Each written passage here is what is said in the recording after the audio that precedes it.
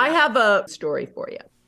The year would have been, let's say 2006. Okay. I'm married. I have three little kids, and I'm living in Topanga Canyon in California. And my daughter goes to a school called Viewpoint, and they have these assemblies every week. And I'm new because she's just a kindergartner, right? So I don't know the culture. I don't know, but I go to the first assembly, and I'm sitting there trying to, I'm squinting, trying to see her. So it's this little girl. This was the picture from Viewpoint when she Aww. was a kindergartner. So anyway, so I'm sitting there, and there's this guy next to me, and he's got this full on. Now, this is just before everybody and their dog has a camera on their iPhone, right?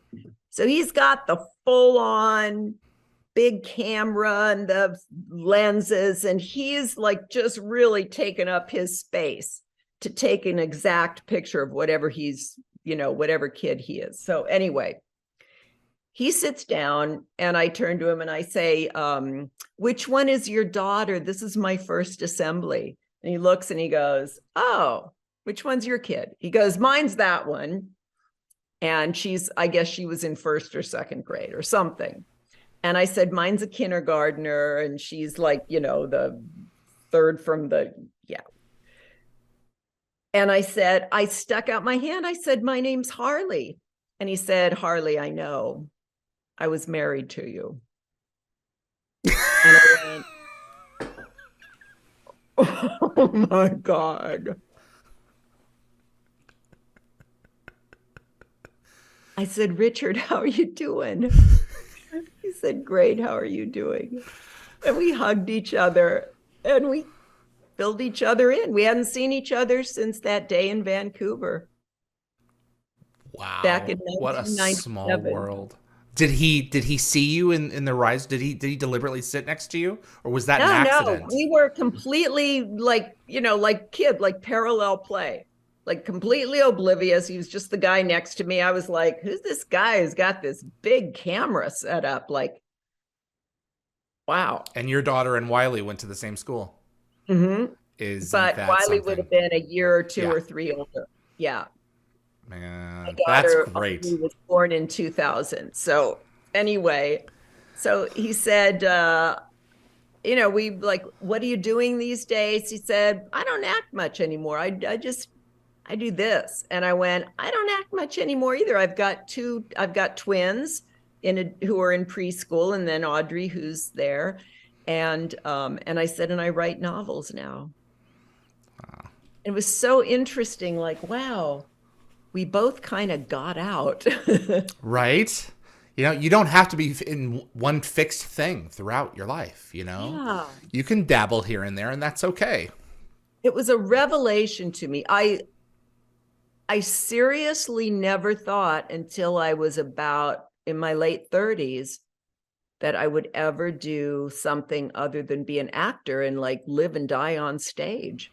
The chat also observed Sarah makes an additional appearance in a photo in season 7 in the finale at Jack's house. So you're still there. I have a set of those photos, by the way. I was going to show them, but I was like, that's way too fanboyish. You are not going to do that. So I have envelopes with letters that she sent him. So he has a cigar box in that episode, and there's Oh, photos of the family and letters from Sarah while Jack was away. And those are a few of my pieces. I love them. So yes, I saw that in episode 6, the letters, yeah. because I was drawn to, I thought, that's not my handwriting. The props people should have given me those letters to do in my own handwriting. But when you're a guest Absolutely. star, you don't always get to Those make little the details I love. Like who's responsible for that? Okay, we need someone with bubbly, circular. Okay, you can go ahead and do yeah, it. So it's all the stuff yeah. that comes into a Usually show. it's the props people, they're on top of it. So they don't want to wait around till the actor's on set and they want it to be all ready to go. And yeah. That's cool. So I'm not dissing the props. But that's my part. Let me sign those. That's funny. Summer, my moderator, said, just wants to know, thank you so much for your work at the Braille Institute. My grandmother was blind and she relied heavily on those books. I also volunteered when I was older. So glad that you're continuing this work in a different way as technology evolves.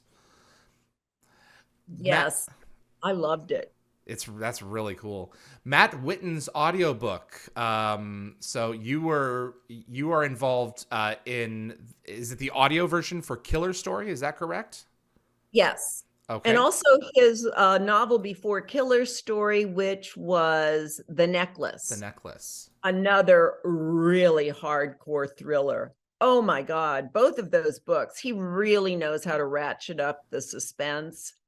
And in both books, I had to stop narrating at the end because I was crying. Oh, Like really, wow. really very moving and exciting books. Is it easy to get sucked in to the material? Yeah, it's impossible not to, Okay. really. I mean, actually, okay, I'll say this.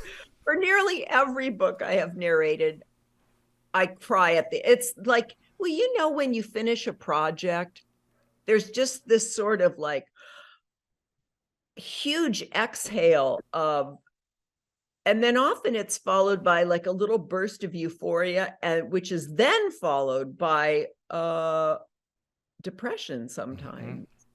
Do you read Because you, the book beforehand, or are you oh yeah. okay? Now at the Braille Institute, I never did. Okay. And the couple of jobs that I had before my my comeback, I didn't read beforehand because I was just not used to reading beforehand.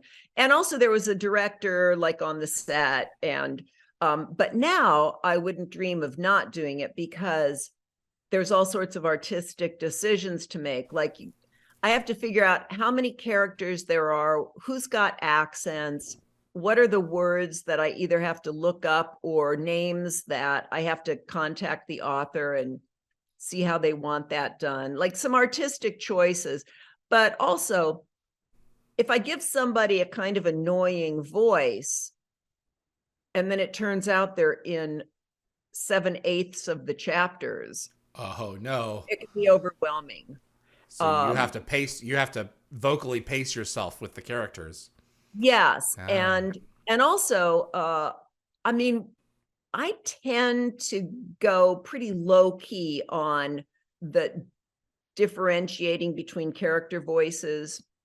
Like I don't do a lot of lowering my voice for a guy, but I do some. So you just want to make sure that you don't have suddenly a chapter where there's 7 people and they all sound alike. Like you need to make choices at the start. And I've had to Mhm. go back and redo chapters, Mhm. like when things don't quite well, in Matt's book that I just did, I narrated one character and then realized when I was all done with the chapter that she came from New Zealand. It's like, okay, how did I Oh not see no. this when I first read it? And also when I just narrated it. So I had to go back and give her a New Zealand accent. Thank you for watching this clip from Dial the Gate. If you enjoyed the video, please consider giving us a thumbs up with that like button. It will encourage the algorithm to show this to other Stargate fans. Also, please consider sending this to a fellow Stargate friend. I also want to invite you to subscribe to future episodes right here on YouTube. We are a live show, so changes are likely to happen all the time. And if you plan on joining us live, you'll want to be the first to know. Be sure to visit dialthegate.com for the complete guest schedule so you'll know when to join us and ask your very own questions to our guests. See you on the other side.